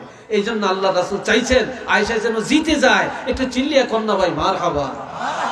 আমরা সারা জীবন ভালোটা খাই, মহিলারা খাইছে কি খায় না খবর নাই। আমরা বিয়াতে খাই, আমরা দাওয়াতে খাই, মেজদানিতে খাই, এখানে খাই, সেখানে খাই, কিন্তু মহিলারা কি খাচ্ছে আমরা খবর নেই না। কি কথা ঠিক কিনা? এই জন্য মহিলারা কয় এখন তুমি একা খাইবা কেন, আমার লইয়া যেতে হইব। এখন মাইয়া লোক লইয়া বিয়া খাইতে যায়, এক কেনিটা পুরুষেরা খায় আর কেনিটা মহিলা। তো ডকের মাইয়া জিজ্ঞা হিকের দিকে কেমনে চায় থাকে, তো মাইয়ার দিকে চাই কিন্তু আঙ্গুলে কামড় দিয়ে হয়ে থাকে। কি কথা ঠিক না? আঙ্গুলে কামড় দিয়ে বসে থাকে। তো এই যে বাড়িতে ভালো খাওয়াবেন, ভালো খাওয়াবেন, ভালো খানার আয়োজন করবেন, ভালো খানার আয়োজন করবেন। আপনি পরের বাড়িতে ভালো খাবেন, আপনার বাড়িতে ভালো খানার ব্যবস্থা করবেন, এটা সুন্নাত। সুবহানাল্লাহ কন্যা দোষ শুরু হয়েছে। ঠকছে কে, জিতছে কে? আয়েশা জিতছে, নবী ঠকছে। আয়েশা দাঁড়িয়ে বলতেছে, ইয়া রাসূলুল্লাহ, আপনারা বলছেন যদি আমি ঠকাইতে পারি আমারে পুরস্কার দিবেন, দেন। নবী কই দিয়াম, অপেক্ষা করো, ভালো পুরস্কার দিব। পুরস্কারটা কি? আমার নবী কত কৌশলওয়ালা দেখেন। এখন বলছে দিব, দেন। দিবেন দিবেন করতে করতে আয়েশার 9 বছরের তো এখন 16 বছর হয়েছে। কত বছর? 16 বছর হয়েছে। আয়েশার এখন নবী ঘরে গেছে, গেছে রাত যাব গাল হইলে বেরিয়েছে, কথা কয় না। আজকে কি হইল তোমার? 9 বছরের কথা কি আবার মনে পড়ছে নাকি? হ্যাঁ, হবে না, আমি আজ থেকে 6 বছর আগে পাওনা হইলাম, আপনি এখনো দিলেন না। দিবেন দিবেন দিবেন দিবেন করতে করতে আর কখন দিবেন? আজকে কোনো আপোষ নাই, আমার পুরস্কারটা আগে দেন। নবী বলে, আজকে পুরস্কার নিবা? তো হ্যাঁ, আজকেই নিব। ঠিক আছে, তুমি যে আজ থেকে 6 বছর 7 বছর আগে প্রতিযোগিতা করে আমরা ঠকাইছিলা, তোমার ওই দিনের দৌড় আমার কাছে খুব ভালো লাগছে, চলো আজকে আরেকটা দৌড় দিয়ে আমার একটু দেখাও। ঠিক আছে, আমি সেদিন পাচ্ছি, এখন পারবো না। আজকে আবার দৌড় দিতে গেছে। এখন 16 বছরের সময় আজকে আয়েশা ঠকিয়ে গেছে, নবী জিততে গেছে। সুবহানাল্লাহ। আয়েশার শরীরে একটু ভারী হয়েছে, ওজন হয়েছে, এখন আগের মতো দৌড় দিতে পারে না। এই জন্য নবী আজকে জিতছে, আয়েশা ঠকছে। এখন নবী হাত তুলে বলে, আয়েশা 9 বছরের সময় তুমি জিতছো, আমি পুরস্কার দেনা ছিলাম, কিন্তু আজকে তো আমি পুরস্কার পানা হয়েছি, এখন তুমি দাও তোমারটা। আমার 6 বছর 7 বছর আগে হইলো, এখনো পাই না, আর আপনি মাত্র পানা হয়েছেন, এখনো খুঁজতেছেন আমার কাছে। এখন কয় না, আগে আমারটা দাও। আয়েশাকে আমারটা দেন, নবীকে আমারটা দাও। হযরত আয়েশা কি বললেন? ইয়া রাসূলুল্লাহ, আমি আপনাকে পুরস্কার আপনার থেকে পাও না, তবে আজকে আবার দেনা হয়ে গেলাম, তবে আপনি তো আমাকে উত্তম পুরস্কার দিতে পারবেন, আমি আপনার ইজ্জত মতো পুরস্কার কোথায় পাব? তবে আমি একটা পুরস্কার ঘোষণা দেই, আপনি যদি মানিয়ে নেন। নবী বলে, কি পুরস্কার? ইয়া রাসূলুল্লাহ, আপনি রাসূল হয়ে যান আমার পুরস্কার, আর আমি হয়ে যাই আপনার পুরস্কার। একটু মারহাবা জোরে কর। স্বামী পুরস্কার বিবি, বিবির প্রেজেন্টেশন স্বামী। কে গ্রহণ করে নেয়? কারা মানে? কে মানে?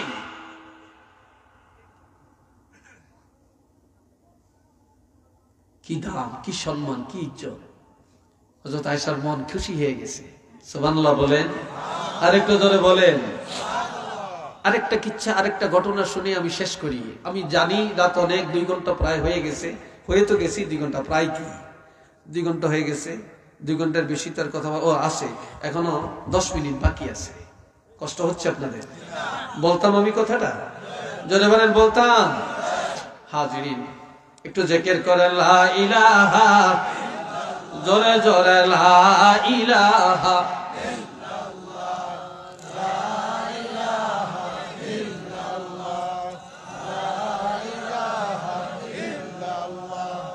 লা ইলাহা ইল্লাল্লাহ,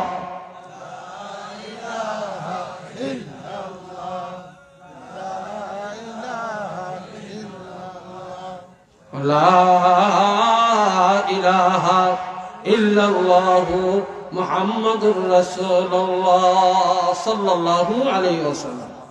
নবী আয়েশার ঘরে। কার ঘরে? তাই এটা কথা কষ্ট হয়, 3 জন একসাথে পারবেন কিনে। কি অন্যায় করছি আমি? কোন ভুল করে ফেললাম?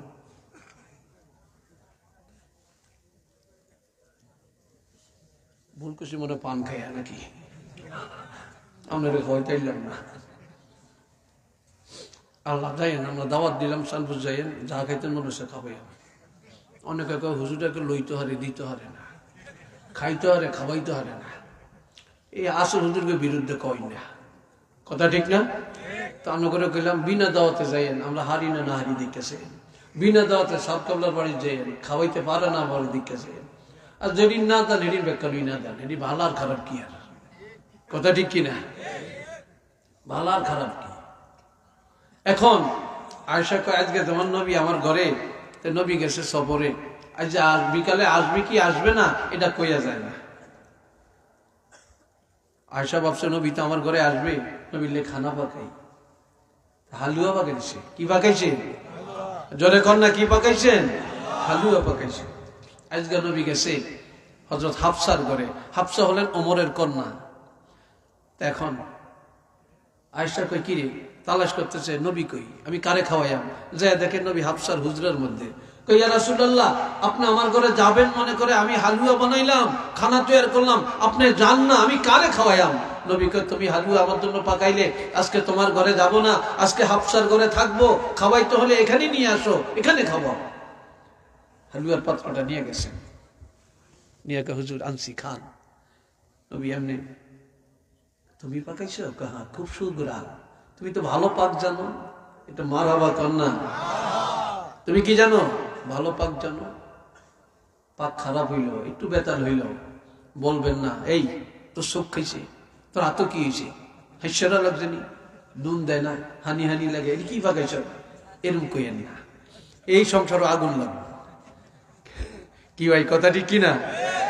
আজ একটু খারাপ হইলো যদি ভালো হয়েছে, খুব ভালো হয়েছে, তুমি ভালো পাক করছো, কষ্ট করছো, তা আর একটু ভালো করার চেষ্টা করবা, এইভাবে বলবেন। কথা বলছেন?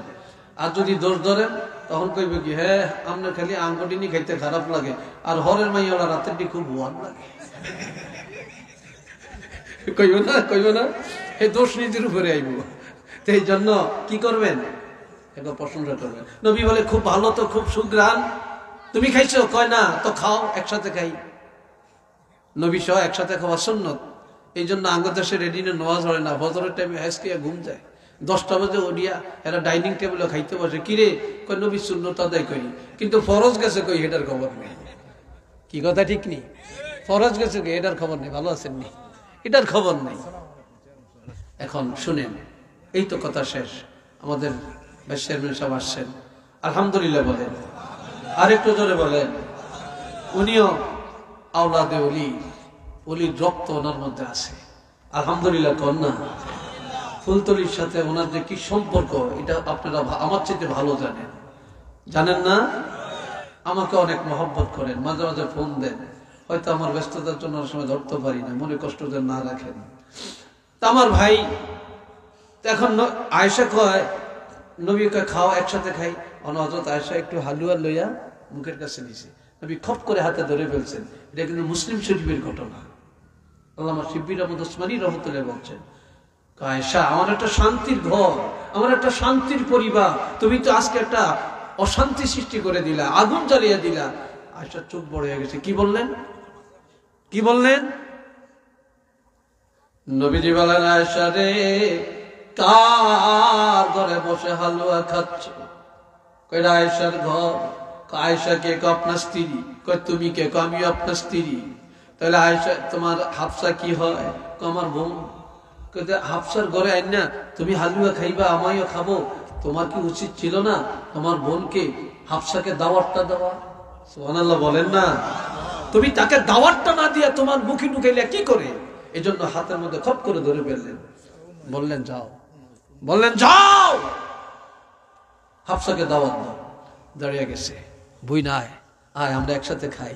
যাবো না, খাবো না, তুমি আগে দাওয়াত দাও না, আমি দেখছি রাসূল বলার কারণে তুমি আসছো, আমি খাবো না। যে এখন নবী সে তো আসে না, খুব রাগ। যদি না আসে তাহলে তার কাছে নিয়ে যাও, নিয়ে খাওয়াই আনো, তার একটু না খাওয়াইলে তার মনের কষ্ট যাইতো না, দ্বন্দ্ব মিটতো না। নিয়ে গেছে, চলো খাও খাও, খায় না, আমি খাবো না। নবীকে বলে, নবী খায় না তো, জোর করিয়া খাবো। কি করিয়া? জোর করিয়া খাবে দাও। এখন হযরত আয়েশা সিদ্দিকা হালুয়া লইয়া হাফসার মুখের কাছে নিচে খায় না, এখন তো জোর করিয়া খাওয়াইতে গেছে, আর পুরা মুখ টুক একেবারে হালুয়া দিয়ে মাইকে দিছে, পুরা মালিশ করে ফেলছে। এখন হাফসা দৌড়িয়ে আসছে, আয়েশা কই ইয়া রাসূলুল্লাহ, আপনি নাকি ন্যায় বিচারের নবী, আপনি ন্যায় বিচার জানেন, আপনি আদর্শের নবী, আজকে আপনি কেমন ন্যায় বিচার করেন আমি দেখবো, আমি খাবো না। আয়েশা খাওয়াইতে যায় আমার পুরাটা মুখ হালুয়া দিয়ে মেখে ফেললো, আপনি উচিত বিচারটা করবেন।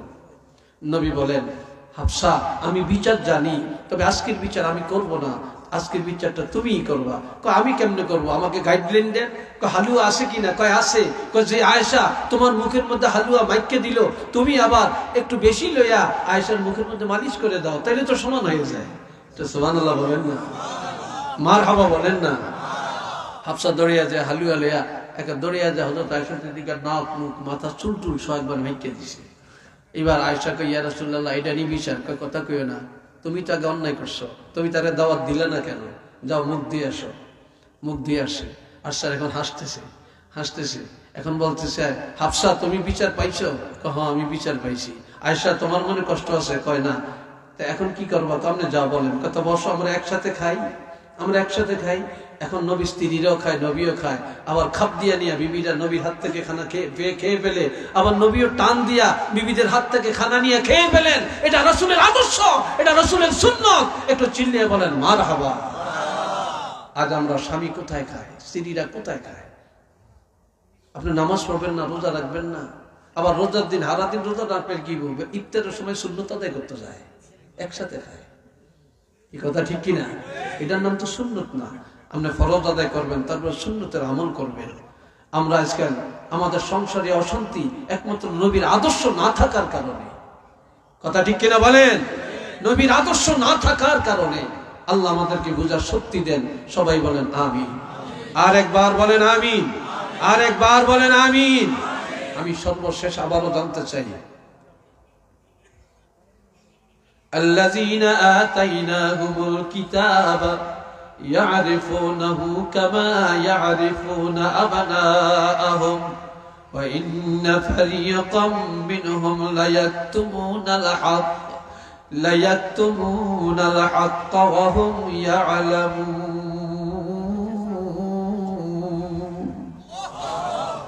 যাদেরকে আমি কিতাব দিয়েছি, যারা আহলে কিতাব, তারা আমার হাবিবকে চিনে যেভাবে সন্তানকে চিনে।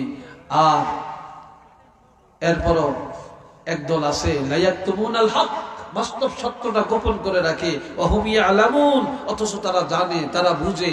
আমরা যে সব জানি, আমরা জানি সুদ খাই, আমরা জানি ঘুষ খাই, আমরা জানি জুলুম করি, আমরা জানি মিথ্যা বলি, আমরা জেনে শুনে জিনার কাছে যাই, মদের কাছে যাই, গাঞ্জার কাছে যাই, আমরা জেনে শুনি অপরাধগুলি করি। কথা ঠিক না? আমরা কি এই থেকে বাঁচতে চাই না? জোরে বলেন বাঁচতে চাই না? আমরা সুন্নতের আমল করতে কি চাই না? আল্লাহ কবুল করেন, বলেন আমিন। আরো জোরে বলেন আমিন। ওমা তৌফিকি ইল্লা বিল্লাহ, আলাইহি তাওয়াক্কালতু ওয়া ইলাইহি উনীব। ওয়াসসালামু আলাইকুম ওয়া রাহমাতুল্লাহ। ইয়া নবী সালামু আলাইকা, ইয়া রাসূল সালামু আলাইকা, ইয়া হাবিব সালামু আলাইকা, صلوات طلع البدر علينا من ثنية الوداع وجب الشكر علينا ما دعا لله داعي يا نبي يا رسول سلام عليك، يا حبيب السلام عليك، صلوات الله سيدي يا رسول الله وسلم عليك يا حبيب الله. أسلا আপনাকে দিয়া কাঁদিলেন আদম হাওয়া মৌলারি হইল দয়া কবল করিলেন দোয়া ইয়া নবী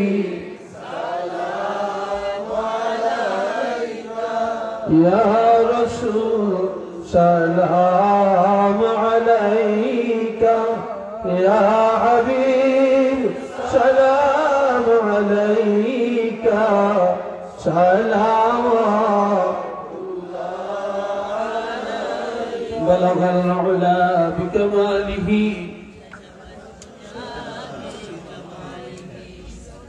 حسن الجميع كصاله صلوا عليه وآله সম্মানিত মুসলিম একরাম, আমাদের মাহফিলের শেষ পর্যায়ে আমরা আপনাদের কাছে কৃতজ্ঞ। এত কষ্টের মধ্যে, শীতের মধ্যে আপনারা বসে আছেন, সেজন্যই আমি মাহফিল পরিচালনা কমিটির পক্ষ থেকে আপনাদেরকে আন্তরিক মোবারকবাদ জানাচ্ছি। আমাদের মাহফিলে এসে উপস্থিত হয়েছেন আজকের এই মাহফিলের সম্মানিত অতিথি, খুলনা উপজেলা পরিষদের সম্মানিত দুইবারের আপনাদের ভোটে নির্বাচিত সফল ভাইস চেয়ারম্যান, তারুণের অহংকার, বর্তমান ভারপ্রাপ্ত চেয়ারম্যান জনাব মাওলানা ফজলুল হক খান সাহেব। আমাদের মধ্যে উপস্থিত হয়েছেন বাংলাদেশ আঞ্জুমানে আল ইসলাহ কাতার কেন্দ্রীয় কমিটির সহসাধারণ সম্পাদক হাফিজ সিদ্দিকুর রহমান সাহেব। আমি আপনাদের সামনে দুটি কথা বলার জন্য সবিনয় অনুরোধ করছি। বাংলাদেশ আঞ্জুমানে আল ইসলাহ খুলনা উপজেলা শাখার মোহতারাম সাধারণ সম্পাদক, খুলনা উপজেলা পরিষদের সম্মানিত ভারপ্রাপ্ত চেয়ারম্যান জনাব মাওলানা ফজলুল হক খান সাহেবকে আমি দুটি কথা বলার জন্য সবিনয় অনুরোধ করছি। السلام عليكم ورحمة الله نحمده ونصلي على رسوله الكريم أما بعد أعوذ بالله من الشيطان الرجيم بسم الله الرحمن الرحيم ألا إن أولياء الله لا خوف عليهم ولا هم يحزنون صدق الله العظيم আজকের মাহফিলের সম্মানিত সভাপতি, উপস্থিত আজকের মাহফিলের সম্মানিত মেহমান, যার কণ্ঠে এবং আমার চমৎকার বয়ান শুনলাম বিশিষ্ট আলেমে দ্বীন, যিনি বিভিন্ন প্রান্ত থেকে প্রান্ত পর্যন্ত গিয়ে এক প্রান্ত থেকে আরেক প্রান্ত গিয়ে দিনের দাওয়াত দিচ্ছে মানুষদেরকে, আমাদেরকে ওয়াজ করে শোনাচ্ছেন। সম্মানিত অতিথি জনাব নাসির আহমদ চাঁদপুরি মহোদয়, উপস্থিত কাতার আল ইসলাহ দায়িত্বশীল সিদ্দিকুর রহমান, সবাইকে জানাচ্ছি আন্তরিক মোবারকবাদ। সম্মানিত উপস্থিত, আমি কথা বলার পরে শেষ পর্যায়ে দোয়া হবে, আমাদের অতিথি দোয়া করবেন। আমরা সকলে দোয়া চাই আমরা যেন এই সকল মাহফিলে শরীর থাকতে পারি। ইসালে সব মাহফিল হচ্ছে সব পৌঁছানো।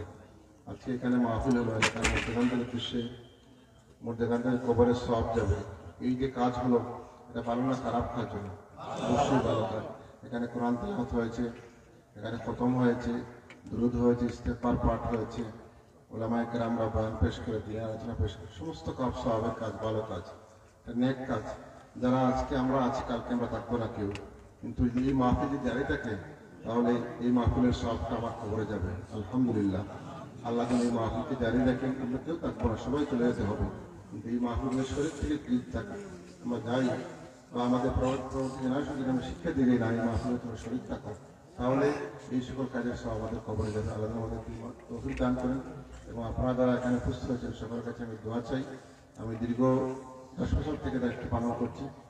আপনারা অবশ্যই আপনারা এই এলাকার এবং কাছাকাছি শহর এলাকার নিশ্চয়ই আমার সম্পর্কে জানেন এবং আপনারা আমাকে দেখছেন। এই 10 বছর আমি কি কাজ করেছি আর কি কাজ করিনি, হয়তো বরাদ্দর দিক দিয়ে আমি দিতে পারি না, কারণ বাইশের মধ্যে বরাদ্দ খুব অল্প, সব জায়গায় দেয়, কিন্তু আমি আমার দায়িত্ব পালনের কোনো গাফিলতি করিনি বা কোনো অন্যায় অত্যাচার বা দুর্নীতি ঘুষ নির্যাতনে আমি সম্পৃক্ত থাকিনি। আমি চেষ্টা করি সততার সহিত আল্লাহর বই আল্লাহকে কাজ করার, আল্লাহর জন্য কাজ করার, সেই হিসেবে কাজ করেছি। আমি দোয়া চাই। আপনারা জানেন যে আমার আব্বা গত 15 জানুয়ারি ইন্তেকাল করেছেন। সাহেবুল্লাহ ফজলুদ্দিনের কি সম্পর্ক ওনার ছিল, এটা আসলে ইন্তেকালের প্রমাণ হয়েছে। 15 জানুয়ারি যেখানে আমাদের পীর মুর্শিদ জানাজা হয়েছিল, সেই ঠিক জায়গায় একই জায়গায় এবং লক্ষাধিক মানুষের সেই জায়গায় লক্ষাধিক মানুষের উপস্থিতিতে এবং আমাদের বর্ষাকুলের ইমামতি সেই যেখানে জানাজা হয়েছিল। পরবর্তীতে বাড়ির সামনে সেখানে বিশাল জানাজা হয়েছিল। এটি একটা সার্কুলার সম্পর্ক এবং দীর্ঘ জীবন আমার আব্বা কোরআনের খাদেম ছিলেন, 40 বছর শিক্ষকতা করেছেন কোনো বিনিময় ছাড়া, কোনো পরিশ্রম ছাড়া, কোনো বিনিময় ছাড়া, একমাত্র আল্লাহর জন্য কোরআন শিক্ষা দিয়েছেন। তিনি হাবিব সাহেব ছিলেন, হাবিব সাহেব বানিয়েছেন, লক্ষ লক্ষ ছাত্রকে তিনি হাবিব সাহেব বানিয়েছেন। এই যে খেদমত করে গেছেন, আমি তার উত্তরসূরি হিসাবে যে এমন কোনো কাজ করবো দেখা যায় আমার বাবাকে মানুষ গালিয়ে দেয়, এমন কোনো কাজ ইনশাল্লাহ আমি করবো না। এমন কোনো কাজ যে কাজ করলে ফুলতলি সাহেবকে মানুষ গালি দিবে যে ফুলতলি সাহেবের দলে একজন চেয়ারম্যান ঘুষ পেয়েছে, এই কাজ আমি করবো না। ইনশাল্লাহ আমার জন্য দোয়া করবো, যাতে আমি আমার পরিবার ঐতিহ্য এবং আমাদের ছাত্রদের সম্মান রক্ষা করে চলতে পারি, সেই দোয়া বলতে চাই। সামনের নির্বাচনে হয়তো সংগ্রামের পক্ষ থেকে আমাকে চেয়ারম্যান পদে প্রার্থী দেওয়া হতে পারে, খুব সম্ভব সিদ্ধান্ত হয়েছে। আমি দোয়া চাই আপনাদের কাছে আগামীতে ইনশাল্লাহ আরো বেশি করে কাজ করার সুযোগ আমাকে দিবেন, সেই কামনা রেখে সকলকে ধন্যবাদ জানিয়ে আমার কথা একান্ত করছি। সবাইকে ধন্যবাদ এবং যারা এই মাহফিলকে সহযোগিতা করেছেন দেশ এবং প্রবাস থেকে সকলের প্রতি কৃতজ্ঞতা প্রকাশ করে আমার কথা একান্ত করছি। আসসালামু আলাইকুম রহমতুল্লাহ।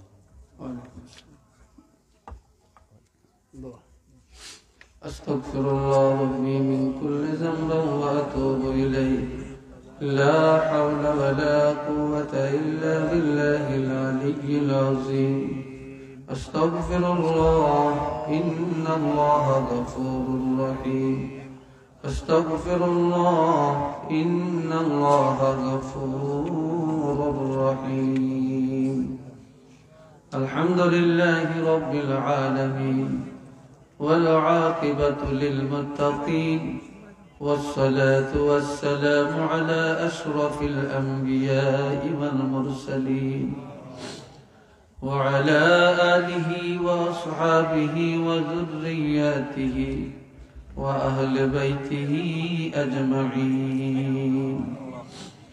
ربنا ظلمنا أنفسنا وإن لم تغفر لنا وترحمنا لنكونن من الخاسرين. ربنا آتنا في الدنيا حسنة وفي الآخرة حسنة وقنا عذاب النار. ربنا عليك توكلنا وإليك أنبنا وإليك المصير. رب ارحمهما كما ربياني صغيرا. رب العالمين আয় আল্লাহ, আমি বড় গুনাহগার। আজকের এই নুরানি মাহফিলে আল্লাহ অসংখ্য উলামায়ে কেরাম, আয় আল্লাহ আইমে মাসাজিদ গুণের নিয়া হুফাজে কেরাম, হুজ্জাজে কেরাম, তোমার জাকিরিন শাকিরিন বান্দাগুলো নিয়ে, নবী প্রেমিকদেরকে নিয়ে তোমার রহমতের দরবারে হাত তুলেছি রে আল্লাহ। মেহেরবানি করে আমাদের মুনাজাত কবুল আর মঞ্জুর করে নেন রব্বুল আলামিন। আমি বড় গুনাহগার, গুনার আসামি রে আল্লাহ। আল্লাহ আমি বড় গুনাহগার, গুনার আসামি। আমার মতো এত বড় গুনাহগারের কেউ নেই। আয় আল্লাহ, তুমি যাকে পছন্দ করেছ তার উসিলায় আমাদের প্রত্যেকের মুনাজাত কবুল করে নাও। আল্লাহ আমরা গুনাহগার, জীবনের গুনাহ মাফ করে দাও। আল্লাহ জীবনের গুনাহগুলি মাফ করে দাও। গুনার বোঝা নিয়ে মাহফিলে আসছি, বেগুনাহ বানায়া বাড়িতে ফিরে দাও। আয় আল্লাহ দুনিয়ার গুনাহ দুনিয়াতে মিটাইয়া দাও। আল্লাহ গুনাহগার বানায়া কবরে নিও না, গুনাহগার বানায়া কিয়ামতের ময়দানে উঠাইও না। গুনাহগার বলে ডাক দিও না।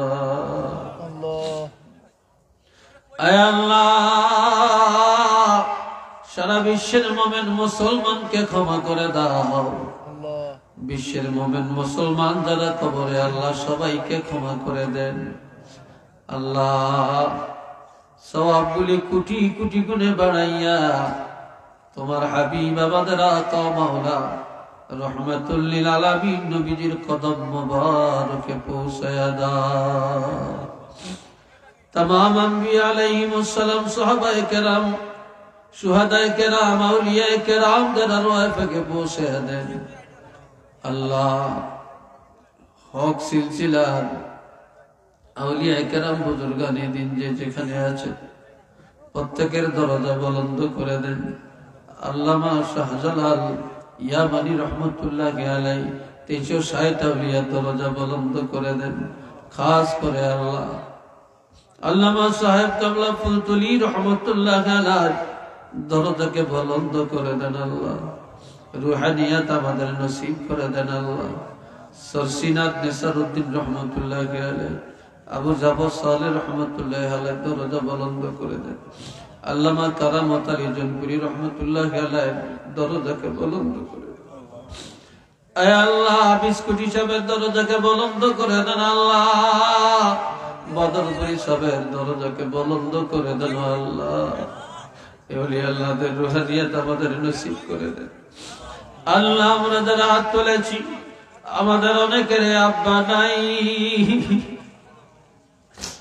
আম্মা নাই, দাদা নাই, দাদি নাই, নানা নাই, নানি নাই, শ্বশুর শাশুড়ি কবর জানি না কে কিভাবে আসলে আল্লাহ তুমি দয়া করে মায়া করে আমাদের আব্বা আম্মা সহ যারা কবরে তাদের প্রত্যেকের রুহের প্রতি সওয়াব পৌঁছায়া দাও আল্লাহ।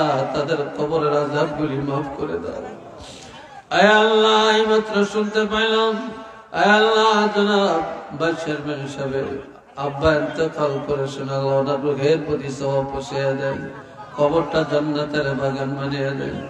যাদের আব্বা আম্মা বেঁচে আছেন আল্লাহ নেক হায়াত দান করে দেন আল্লাহ, ইমানি হায়াত দান করে দেন আয় আল্লাহ। যার মনে যত আশা পুরা করে দেন, মুসিবত দূর করে দেন, মুশকিলাত আসান করে দেন, আপদ বিপদ বালা মুসিবত থেকে হেফাজত করেন। যারা অসুস্থ রে আল্লাহ শেফায়ে কামেলা দান করে দেন, শেফায়ে আজলা নসিব করে দেন। আমাদের প্রত্যেকের সন্তানগুলোকে আল্লাহ কবুল করেন, তাদেরকে দিনদার বানিয়ে দেন আল্লাহ। পরীক্ষার্থী সন্তানগুলোকে আল্লাহ ভালো পরীক্ষা দেওয়ার তৌফিক দান করে দেন আল্লাহ। আল্লাহ মাদ্রাসা শিক্ষা বোর্ডের অধীনে ইসলামী আরবি বিশ্ববিদ্যালয়ের অধীনে ফাজিল পরীক্ষা চলছে, মাদ্রাসা বোর্ডের অধীনে দাখিল পরীক্ষা চলছে, স্কুল বোর্ডের অধীনে এসএসসি পরীক্ষা চলছে আল্লাহ। সবাইকে ভালো পরীক্ষা দেওয়ার তৌফিক দান করে দেন আল্লাহ। সুশিক্ষিত হওয়ার তৌফিক দান করেন আল্লাহ। আজকের এই জলসাটা নাজাতের জরিয়া বানিয়ে দেন আল্লাহ। ভাইস চেয়ারম্যান সাহেব আল্লাহ আল্লাহ পদোন্নতির আশা করেছেন আল্লাহ, চেয়ারম্যান পদপ্রার্থী হওয়ার আশা ব্যক্ত করেছেন আল্লাহ। আল্লাহ আপনি কবুল করেন, আপনি মঞ্জুর করেন আল্লাহ। ভালো মানুষ এই পদে আমরা পাই না রে আল্লাহ। ওনাদের মতো ভালো মানুষকে, নেককার মানুষকে আল্লাহ এই সমস্ত পদে পদস্থ করে হওয়ার তৌফিক দান করে দেন আল্লাহ। আল্লাহ আল্লামা সাহেব কাবলা হুসামউদ্দিন সাহেব কাবলার সুযোগ্য সন্তান আল্লাহ। ছোট সাহেব কাবলা আল্লাহ এমপি হয়েছে, ধর্ম মন্ত্রণালয়ের স্থায়ী কমিটির সভাপতি নিযুক্ত হয়েছে আল্লাহ। যতদিন এই দায়িত্বে থাকবেন আল্লাহ সুস্থভাবে দায়িত্ব পালন করার তৌফিক দেন, ইসলামের খেদমত করার তৌফিক দেন, সুন্নিয়তের খেদমত করার তৌফিক দান করে দেন আল্লাহ। আল্লাহ কোরআনের বিরোধী সুন্নতের বিরোধী কোনো আইন যেন আল্লাহ রাষ্ট্রীয়ভাবে পালন না হয় আল্লাহ, বিরোধী কোনো আইন যেন করতে না পারে আল্লাহ, সেই জন্য সার্বিক আন্দোলন করার তৌফিক আল্লাহ ওনাকে দান করে দেন আল্লাহ। মোকাবেলা করার তৌফিক দান করে দেন আল্লাহ। আল্লাহ মোকাবেলা করার তৌফিক দান করে দেন আল্লাহ। আল্লাহ আমাদের জান মাল ইমান ইজ্জতকে হেফাজত করেন আল্লাহ। وصلى الله تعالى على خير خلقه محمد وعلى آله وصحابه وذرياته وأهل بيته أجمعين واجعل آخر كلامنا عند الموت لا إله إلا الله محمد رسول الله آمين. السلام عليكم ورحمة الله.